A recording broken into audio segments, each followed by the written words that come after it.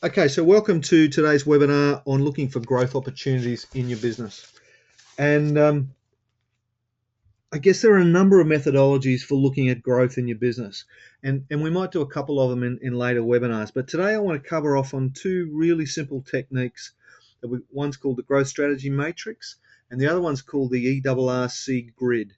And they're two simple methodologies that we can use to identify some growth opportunities in our business. Both come from different perspectives, but they're both fairly useful tools for us to use. Why are we talking about growth? Well, in my experience, everyone wants to grow their business. There's not too many businesses that I talk to. I'm a business coach and a business consultant. It's pretty much all I've done for the last 28 years. I work across a wide variety of industries, from horticulture right through to mainstream business.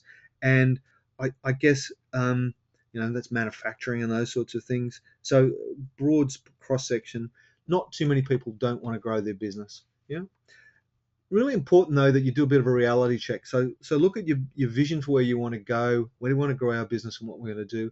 Do a little bit of a reality check and say, is that really what we want? Because I've done this in the past with clients, and we've looked at something and said, yes, we want to have a business that turns over X million, and we've decided that actually that's not what we really want. We want the profitability that might come from that, but not necessarily the size that comes with that. And so there's some trade-offs. Anyway, so let's talk about growth strategies. So what strategies are we going to use to grow our business? And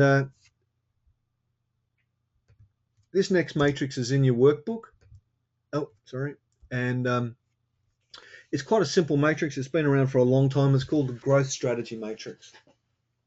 Now, basically, there's two axes to this growth strategy. On the left-hand side, we have the markets. And so these are the markets or customer groups that, and we talk about existing and new. Okay, so existing markets are markets you currently service. New markets are markets you don't currently service. On the top axis, we then have products and or services. Now, I'm going to talk about products, but when I talk about products, I mean products and services. Okay, so if you're in a service business, we're talking about the same thing. Again, we're going to look at existing and new. So what we end up with is a matrix where if you delivering existing products to existing customers is what we call market penetration. So if you have a growth strategy that's about delivering existing products to existing clients, it's about a market penetration strategy. If you're going to have a strategy where you're going to deliver new products to existing customers or existing markets, it's a product expansion strategy. So we're going to focus on that as a strategy. Likewise, if you're going to deliver existing products into new markets, it's a market expansion strategy. Fairly straightforward. So you're expanding into new markets. And the last one is where you're going to deliver a new product into a new market, and that's a diversification strategy. And so what we can do is then start to think about our business and start to say, if we're going to grow our business, where should we be growing it? Should we be doing new products, new markets, existing products, whatever? And you can start to build it around. So if you think about, if we're a car company, we might be saying, there are a couple of options here. In terms of the market penetration strategy, we could be saying, all right, well, let's just increase our advertising spend. So let's just get more people in our target market to buy our product. So increase our advertising spend. You could actually complete a new model. So you could actually, if you're going to want to deliver a new product to an existing market, you'd actually come up with a complete new model. So you'd come out with the new Camry or the new whatever, and people, your existing target buyers, would want to buy that. But if you wanted to sell an existing product into a new market, you might just add some more features to it. So you might just sex it up a little bit, might add a sports pack to it or something else. That's really existing products. You just package it up differently. And then lastly, what they might do, if they wanted to diversify, they might create a whole new category of car. So BMW did that with their X6, the sort of crossover between a sports car and a four-wheel drive, rather odd-looking beast. Quite popular despite that. Mercedes-Benz actually started a whole complete class with their M-Class, and that started the whole thing of luxury sport SUV. So they created a whole new category, and they went into that. But if you're a horticulture business, let's say you're a horticulture business, then you might think about, in terms of existing products to existing things, about modifying the specifications of your product in order to sell more product into existing clients. So you might modify the specs in some way. If you want to deliver, say, a new product to an existing market, you might decide we're going to market directly into the food service market. Okay, plug that in. If you want to sell existing products into new markets, you might just try smaller pack sizes, same product but in a smaller pack size to go direct to consumers. So you might think about it. And lastly, if you wanted to diversify completely, you might value add by freeze drying or some other value adding or mechanical process that transforms your product. So that's how you do that for a horticulture business. A service business, I guess, in a service business, you would actually sell the full range of services to your existing clients. Yeah. So your full range of products. Often clients don't take on your full range. If you're looking to, sell new products to existing markets, you could add a product to a service package. Okay, so you could add in some sort of product, software product or something in to sex it up and make it a little bit different. In terms of delivering, your existing products into new markets, you could create industry-specific packages. So again, you just package it and tailor it slightly for a specific industry model. And lastly, if you wanted to diversify, you might decide to create a whole new business unit, and that could be recruiting or something else that your company doesn't do. So that's how you use a growth strategy. You start to think about what are some of the actions we can take in each of these areas in order to give us some strategy where we can move forward. Now, why is it important that we actually sort of map these sort of things out? Well, it's important because these numbers actually represent the relative cost of acquiring the same level of new business in each quadrant. So what we're saying is that it costs 7 times as much to acquire the same amount of business from a new client into an existing market. A new product into an existing market. So 7 times the cost. In terms of taking an existing product in a new market, it's about 14 times the cost of selling that same level of service or product into an existing market, an existing client base. And the big one is diversification, 29 times the cost of selling an existing product to an existing client base. So really important about this is that you need to make sure you focus on the low-hanging fruit first before you get lost in the thrill of the hunt. I find too many businesses get caught up in the thrill of the hunt. We're going to go chasing new business and we're going to come up with new products. And we're going to do all this sort of stuff. And before we know it, we're trying to sell ice to Eskimos, and we've not dealt with Eskimos before, nor have we tried to sell any of them ice. Okay, so be really careful about chasing off on the new, exciting stuff in the future. Focus back into the boring old stuff and sell. Look at what we can do to sell that existing products to existing clients and build up from it from there. So it's really important that you do that. Okay, and the workbook, you can fill in some of these things on page 2. So there's some spaces for you to fill in the blanks and to put in the names around market penetration and other things.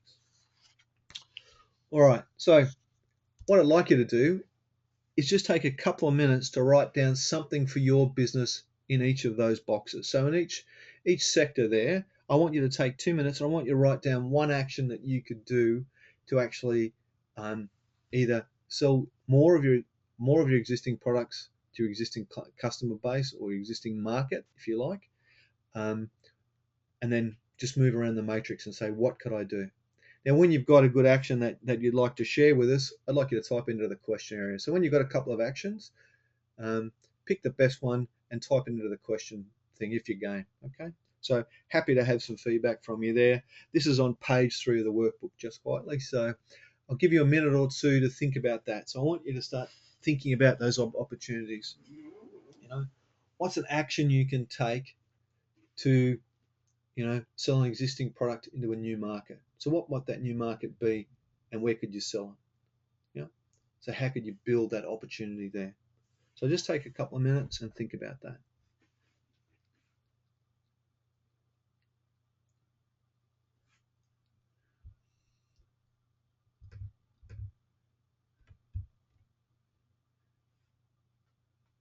Yeah, so we've got Ian. Thanks for that. You could collaborate with other people to increase distribution. So you can collaborate with other businesses to actually increase your distribution of your existing products into your existing client base. It's a great one. Yeah. So you can do that in a professional service sense. You can also do it in a product sense, um, where you could collate different products together and sell a combined package that might work for a particular customer. Yeah. So you're sharing the customer base.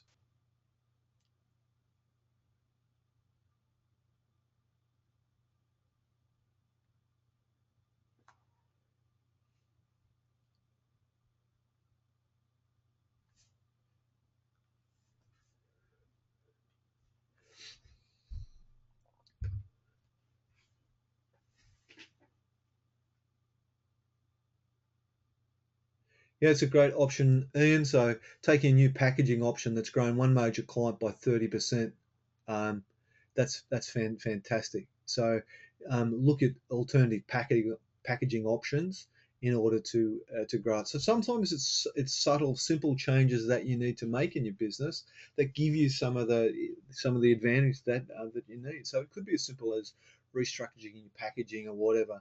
And sometimes it's perception.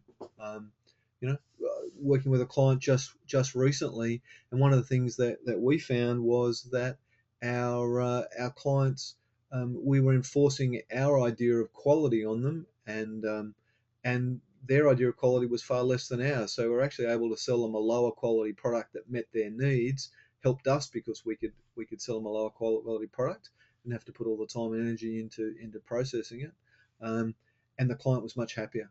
Yeah. So sometimes it's about talking to your clients. Okay, so we might just leave that exercise there. So, are there any questions? Sorry, I got another example here. Yeah, yeah.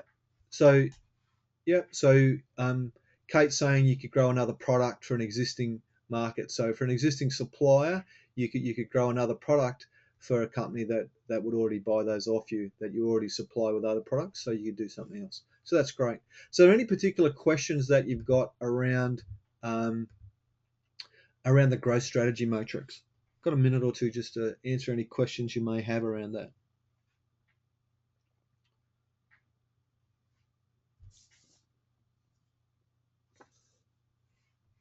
Right, Dan, thank you for that.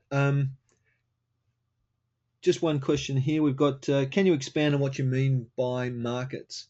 Um, and for me, I'm talking about markets as either a customer group that works for you. They could be an A-class customer group or somebody you want to focus on. So a target market, or it could be a particular industry or demographic that you want to focus on. But it's generally a large a chunk of the marketplace that you want to focus on. So I hope that helps. Okay. Um, Question from Kate on how do you work out the costing in those new areas? By trial and error, Kate. So part of that is been going and looking at other work that's been done, talking to other people that are doing the same thing, um, and also getting. Sometimes it's a matter of getting some professional advice from people with the right skill sets around that, so they may be, you know, agronomists or other people that are used to growing those products and can give you the idea of costs and those sorts of things. Depends on the client. Often the client that you're delivering that product to, particularly if you're going to grow a registered variety, may actually be able to give you a whole heap of that information as well. So I think it's a matter of doing your research well with all these things. Um, yeah. Oh, sorry. Oh, okay. Where do you work out the costs? They were sorry, missed your point there, Kate. Sorry. So Kate's asked the question: where do the numbers, 1, 7, 14, and 29 come from? They were some research that was done quite a long time ago, and I'm actually not even sure of the source of them. But there's some numbers that have been bandied around for quite a long time. Every time I go looking for them, they're the ones that they come up with. Um, but it's really about it's about the relative degree of difficulty in doing some of those things. Now that doesn't mean that you don't race off and do a diversification product if it's worthwhile for you. So you do your numbers and you there's some risk with it, but it may well be worth the extra cost and hassle actually to do that. All right, we had another question then about where do you get your ideas from? Well, we're going to address that now. So that's a great question. So um, that just leaves me perfectly on to the next sort of area. So I want to talk now about another tool, and this is really about doing a bit of brainstorming around how you might come up with a new product or offering in the marketplace. And there's a useful book. I don't know if you've read it, called Blue Ocean Strategy, um, and it's a really good book. Although no disrespect to Kim and Morborn, but I found it seemed to me like they reverse engineered the process. So I'm not actually sure if the businesses they talk about actually went through this sort of way of thinking to come up with their strategies, or they reverse engineered and said this is how you get to where they got to. Either way, a lot of the methodology and a lot of the stuff in this big book is really good, and I'm going to talk about just one of the great tools that they come up with in just a second. Now, Blue Ocean Strategy is basically their premise is that most businesses compete in the red ocean, and that ocean is red with the blood of competition. Um, and But um, if you can actually create a blue ocean where you don't compete with those other businesses, so if you can create a new strategy so your business operates in a blue ocean, then there's little or no direct competition, then you have a much easier time. And sometimes that's just about being innovative and different in your thinking and applying some of this sort of stuff. So we're going to talk about a simple tool there. The book's good. They use a number of examples. They use Cirque du Soleil, which you'll all be familiar with, which really merged theatre and circus to come up with a premium product that's well respected around the world. Another great one, and we're going to use this as an example in a minute, is Yellowtail Wines, an Australian wine company that took on the US market. So let's just talk a little bit about the grid that they talk about, and I guess the grid's what we call the ERRC grid. That's about looking for new growth opportunities. And this is a great matrix because it actually gets you to think about your products and services and say, to um, what can we do to build or redesign or develop a new product or a product out of our existing product offering? What could we do to change it and make it really different? And basically, the model is really simple. It says, what could we eliminate? So, which factors that the industry has long competed on should be eliminated? Okay, so what could we eliminate from our current process? And I'll talk through some examples in just a second. What should we raise?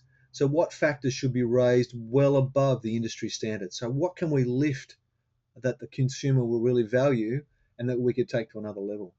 What could we reduce? So what things are superfluous and what could we reduce well below the industry standard? And lastly, which factors should be created that the industry has never offered or doesn't offer consistently? Yeah. So it's a really simple model. It's just a matter of saying, let's pick a product or service and then let's work out what can we eliminate, what we could raise, reduce, or create. So it's really important. So I'll just show you an example of how it works in practice. So this is Yellowtail Wines here. And this is what they call a strategy canvas. And I've got to be honest, I find it really difficult to get my head around it and use in practice, but it illustrates it really well. So what they've done is plot a whole series of factors along the bottom. So there's price, above the line marketing, aging quality, wine range, of various things down the bottom. Then they've plotted where the premium wine market was in terms of all those things, and where the budget wine, so their competition, so where they were, and then Yellowtail Wines said, righto, what do we have to do? So if we use this model, what do we have to raise, eliminate, reduce, or create? So Yellowtail took the US market by storm. They're an Australian wine producer, and they took the market by storm, really targeting new wine drinkers who were unfamiliar with wine and wanted to be introduced into it. So the things they raised the price above the budget wines so they could compete a little bit on quality. Okay. They eliminated the jargon. Right? So they eliminated the jargon that intimidates people who aren't in the wine industry. So they got rid of all that. They use really simple terms to describe things. They got rid of all the above the line marketing. So all the high-end advertising, TV, radio, or print advertising, all that sort of stuff. They stopped all that and kept their costs low. they eliminated those things, and they eliminated the aging quality thing. So they didn't talk about the age of the wines and that sort of stuff. They just talked about quality. What did they reduce? Well, they reduced vineyard prestige. So they didn't talk about vineyard prestige and make it all snobby. They made it about wine for the people. Wine complexity and wine range, they simplified. They came up with simple names. They had a dry white, I think they had a sweet white, and a red wine. That's all they had, and you could go in and buy those. Yeah. So they made that sort of stuff. And what did they create? They created a really easy drinking environment. So they made it really easy to select the wine, and they made it really easy to be seen to be drinking wine, and you didn't have to be a snob, and you didn't have to feel inferior when you went into the bottle shop to buy it. They also put some fun and adventure into it. They got people in the shops. They trained up the people in the shops about how to sell their wines, and they also got them to wear Akubra hats and dries of bones and that sort of stuff, and made a bit of fun and adventure around it, and tied into that sort of Crocodile Dundee type Australian image, which worked really, really well for them. So that's how Yellowtail Wine did it, and they were very, very successful. How might you do this? So what sort of things, if you're in so let's say you're in a service business like an accounting practice, what sort of things could you do? When I started to think about it, I thought about what sort of stuff would you eliminate? Well, you could eliminate your jargon. So if your target market, so you have your target in mind when you're doing this, but if your target market is small business owners or something else, um, you could have you can eliminate the financial jargon and the standard profit and loss and balance sheet things, which most people don't understand, and put the information in simple terms. You could raise the level of analysis, so you could actually do a lot more of analysis of the financials rather than just giving a P&L and a balance sheet. You could actually do some analysis of it and show people what it really means, provided they're simple concepts and you put them in place. What I reduce, you reduce the amount of reports and paper and all that sort of stuff, and give me just a summary of it, and put all my information onto a memory stick or a CD or something, or hide it in the cloud or somewhere else. But don't give me reams and reams of paper. And what could you create? You could create strong linkages to personal goals and future lifestyle goals and those sorts of things, maybe with some sort of lifestyle tracker or something. So you could create something really different that appeals to that target market. Won't appeal to everybody, but if that's your target market, it's what you could do. If you're in a horticultural business, and you're looking to sell different products, one of the things you could do is you could eliminate is bulk packing. Yeah, okay, so you could just have you could come up with a really nice pack. You could raise the quality. So you might say, let's create a premium product, a super premium product, an Uber product that's hand wrapped and something else. So you could really raise the quality. You could reduce the pack size. So instead of having, 18 kilo boxes, you could bring it back to a 9 kilo or a 6 kilo box of prime fruit that you really have. And you could create a real prestige around your brand is the create thing. So there's lots of stuff that you can do. And guess what? I want you to think about what you can do. So I want you to think, I said in pairs here, but obviously you can't do it in pairs. But what I want you to do is again, to think about a product or service in your business and a target market that you might say, and say, what sort of stuff could we eliminate? So what stuff could we eliminate that the industry has competed on that should be eliminated? Okay. What don't the clients value necessarily that we could get rid of and it wouldn't make any difference? What should we raise? What do the clients really love that we could raise and make a real song and dance about? What could be reduced? So I don't want to get eliminate them, but what could we reduce? And lastly, are there any factors that we need to create? So again, just take a couple of minutes and just think through what are some of the actions you might take in applying the ERRC grid to your business, to a product or service. Again, if you've got a good idea or two, just whack them in the questions area.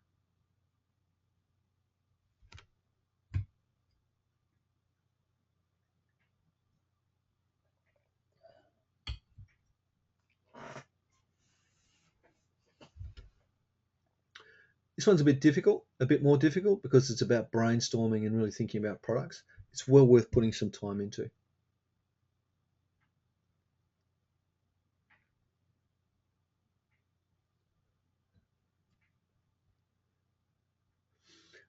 And I actually find it's a lot easier if you just go with the things that are on the top of your head. So put down the first thing that jumps into your head when you think about what would I get rid of? Because they're often the things that you've been thinking about and your intuition is telling you they're the things we need to go, that we need to get rid of. Got some stuff here. What we got here? Yeah.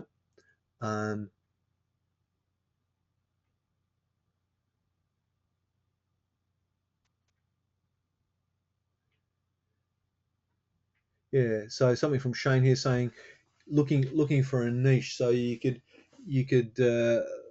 look at something the competition are doing. They're doing other things. Yep. Yeah. So you're looking at a niche where other people have spoken about it but not started. So you can look at a new product area. So you might eliminate some of the other things that you can do. Yeah. Yeah. Yeah. So we could reduce the supply chain, Tim. I'm not sure how you do that as a collective, but yeah, certainly we're thinking about how do we reduce the amount of product in the supply chain, so we all benefit. Yeah. What other things can we apply this EOOC grid to? So what are some of the things that spring to mind for you?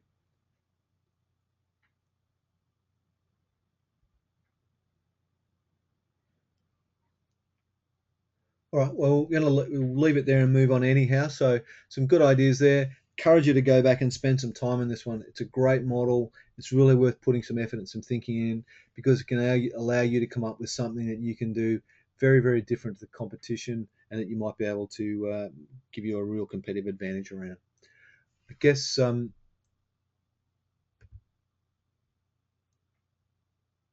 yeah. So one of the suggestions from Kate is that we could improve the cold chain all the way through from the supermarkets right through to the shelves. So maybe that's something we can do as a process that we can you can get together and you can control all the way through. And maybe that's something you do not even through the supermarkets. Maybe it's a thing that you do by going direct to consumers or direct to a you know Providores or something else.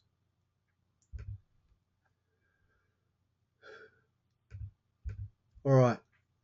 So, question from yeah from Joseph: can we eliminate the middleman? Yeah. So you might go direct. Yeah, it's a great option. Now, Joseph, it's something you may not do with all your product, but you may take a selection of it and go direct and cut out the middleman and go direct to the consumer or a supplier or another wholesaler. So that sort of thing can definitely be done. All right. So number of things there. Question here about the yellowtail diagram. Um, do we have to convert our plan into that diagram? No, you don't necessarily have to. The canvas is just a way of pictorially looking at it. The important thing is that you brainstorm some of the actions, um, and go from there. Tim, I will open up the mic at the end, so let's just get through in case people have got to go, and then I'll open up the mic and we can have a bit of a chat around some of these things and talk about some of these things. So I will open up the microphones at the end. And do you have to have something in every box? No, you don't have to. But I'd encourage you to do that simply because it will help you. Help you brainstorm a lot better. If you think you can get away with it, then you just won't do the hard thinking. So think through every box. All right, on the home straight, and we'll wrap it up and everything else. So in summary, I guess there are things to think about. There are plenty of growth opportunities out there. We've just got to take them and look at them. Okay. Make sure you do your research. Ensure that they're commercially viable. I'm not saying just race out and try different things, but sometimes you've got to put your toe in the water and test a few options and work it through to get it right. Don't forget to focus on the low-hanging fruit. Too many of us get caught up in the thrill of the hunt, so don't forget to focus on that low-hanging fruit, and then use that EOOC grid to really redesign your products and to think about the services that you want to do. And the last thing is take action. Make sure you develop a one-page plan around this. And in the course notes, I'll actually send you a link to a one-page video and put a one-page template there for you to go and build a one-page plan for your business. So really important that you really take action out of this and have a go and start to look differently in your business, because there are too many people who just sit around waiting for things and never get on and do it. All right, so the next steps, visit the website, watch other videos and stuff in the webinar library. There are two websites here. SBD Business is my website, and if you're a business, then business owner or manager, then you might want to go along to that. If you're a particular horticultural business, you might want to go to horticulturenextgeneration.com.au and look at the videos and all the sort of stuff we've got there. It's got more of a horticultural slant to it. If you really want to, happy for you to email and call me to discuss growth opportunities and how you might be able to do this stuff in your business. More than happy to spend a bit of time with you and discuss that. My contact details are there. And also don't forget that we are looking for 25 horticultural owners or managers to join our Horticulture the Next Generation program for 2014. Great opportunity, 4 days of training, some individual coaching support, online training courses, online resource centers, a whole heap of things. Great networking opportunities, but more importantly, it's a real opportunity to do this sort of stuff, to take the time to work closely on your own business, to work in the business, work on the business rather than in it. All right, I'll open up the mics in just a second. Our next webinar is on converting revenue targets into cash. So we're going to talk about how to create an income matrix, how to get that, to understand what sort of sales targets drop out of that income matrix and what we need to do, build that into a sales pipeline, and then link it to your marketing and sales activities. And that'll be on Thursday, April the 24th, 5:30 p.m. Queensland time. And we'll send you out some mailers and stuff around that. So really look forward to seeing you in our next webinar. Now, we're going to leave that there officially, but so if any of you have got to head off, you're welcome to. But if anybody would like to ask a question or pose something to the group, just ask the question, and I'll open the microphone up.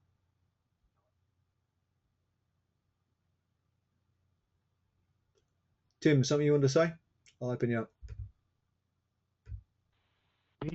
All right, Tim, you should. Russell. How are you, mate? Yeah, good, thanks. Hey, thanks for doing these. These are really great. What I was just referring to before about the length of the supply chain was more for individual farmers or horticultural suppliers to try and cut that supply chain down by using their location to access the market.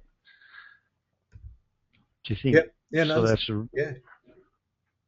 Yep. That's a good thing. So where can we reduce that supply chain? I mean, it's a great thing. So, and it ties in a little bit with what Kate's talking about. If we can control the kill chain as well, and shorten up that supply chain, then we pick up that. I guess the important thing there is to make sure that we don't lose the value. So often I find when we see advances in benefits in our supply chain and we start to shrink the supply chain, if we're not careful, the upstream people, the supermarkets and other people take that those savings from us. So make sure you okay to share some of the savings with the client, but if you're putting all the efficiency and all the work in, make sure you keep some of it for yourself.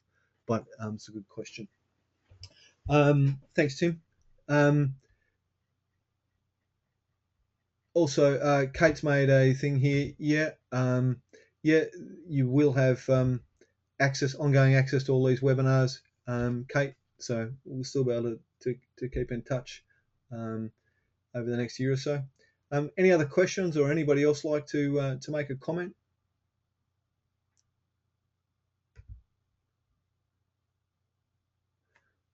All right. Well, if we're all done, thank you very much for your time and for your attention today. Look forward to seeing you at our next webinar on the 24th. If you're not a subscriber already, subscribe to the newsletter at either horticulturenextgeneration.com.au or on my website, and we'll keep you fully informed about what's going on. And I look forward to talking to you again. Have a great couple of weeks, and we'll talk again in the future. Thanks very much. Bye.